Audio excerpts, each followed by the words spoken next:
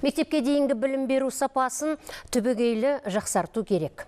Ойлау негіздері, ақыл оймен шығармашылық қабілеттер, жаңа дағдылар сонау бала кезден қалыптасады. Сондықтан біз дәл сол сәби кезіндегі дамуына аса мән беруіміз керек. Президент биылғы жолдауында бала тәрбиесіне қатысты осындай пікір білдірген еді. Сөйтті де білім және ғылым министрлігіне әкімдіктермен бірлесіп тиісті бағдарлама әзірлеуді тапсырды. Болашақ ұрпақтың ұлағатты болуы үшін не істеуіміз керек, нені ұмытпауға тиістіміз. Тілшіміз Сәуле Алдамұратқызы зерделеп көрді. Астана балабақшалары президент айтқан 4К моделі бойынша білім беруді бастап кетті. Яғни балаға креативтілікті, коммуникативтілікті және командада бірге жұмыс жасауды үйрету. Бұған қоса ұлттық құндылықтарымызды назардан тыс қалдырмауымыз керек деген балабақша қызметкерлері балаларды тәрбиелеудің ерекше әдіс-тәсілдерін ойлап тауыпты. Бұл қандай әдіс-тәсіл, қазір көреміз.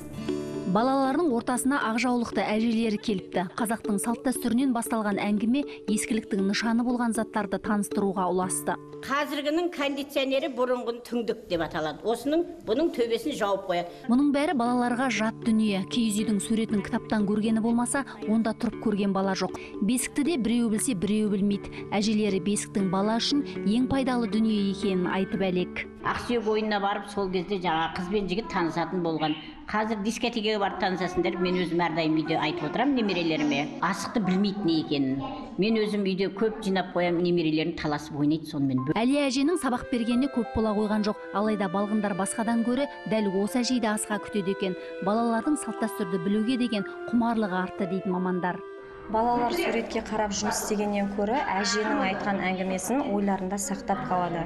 Киіз үйдің құрылысымен танысатын болсақ, әжеміз сол киіз үйдің құрылысымен балаларды таныстырып, өзінің білгенін балаларға түсіндіріп айтып береді.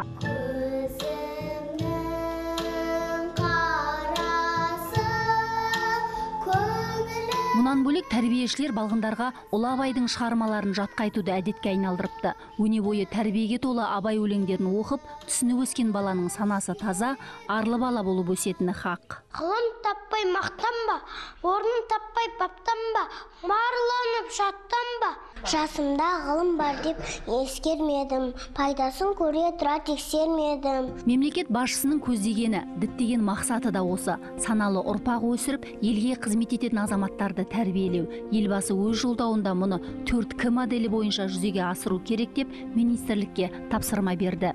Требуется кардинально усилить качество дошкольного образования. Мектепке дейінгі білім беру сапасын түбегейлі жақсарту керек. Баланың барлық ақыл ойы 6 жасқа дейін қалыптасатындығын ғалымдар дәлелдеді.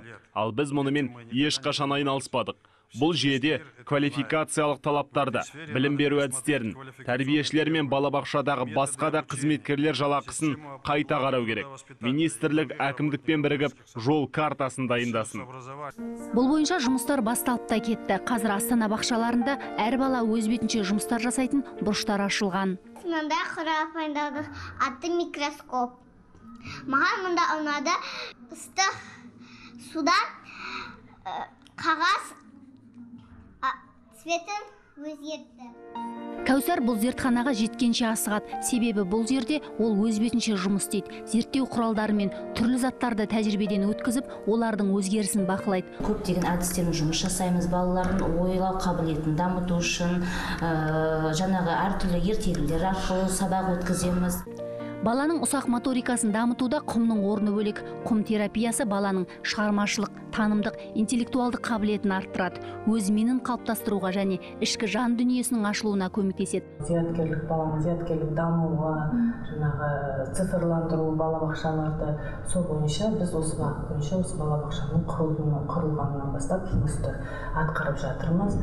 Сәбидің серігі саналатын ойыншықтар да оның тәрбиесіне үлкен әсер етеді. Сол себепті қандай ойыншықпен ойнайтынына аса мән беруіміз керек дейді Сәкен Болыс. Балаға ұлттық тәрбие беретін ойыншық жасап жүрген бұл азаматты бүкіл ел таниды. Ол 7 ойыншық жобасын құрастырып, төл ойыншықтарымызды заманауи үлгіде жаңғыртып жүр. Ұлттық кодты сақтау үшін, өзінің ана тілін сақтау үшін балаға бала жастан бастап қазіргі заманға лайықталған ұлттық нақыштағы дүниелер өте көп керек. Құрастырмалы ұлттық ойыншықтардың авторы 7-8 жылда 20 түрлі ойыншық түрін жасапты. Соңғы кездері бұл ойын заттарына сұраныс артқан. Көбіне балабақшалар алады. Аймақтардан да тапсырыс көбейіпті.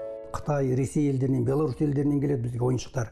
Ал біздің өзіміздің ойыншықтардың үлесі өте аз, жоқтың қасы деп айтуға болады. Елбасымыздың жолдауынан кейін әрине алға үмітпен қараймыз. Бұл сұраныстың болатындығына.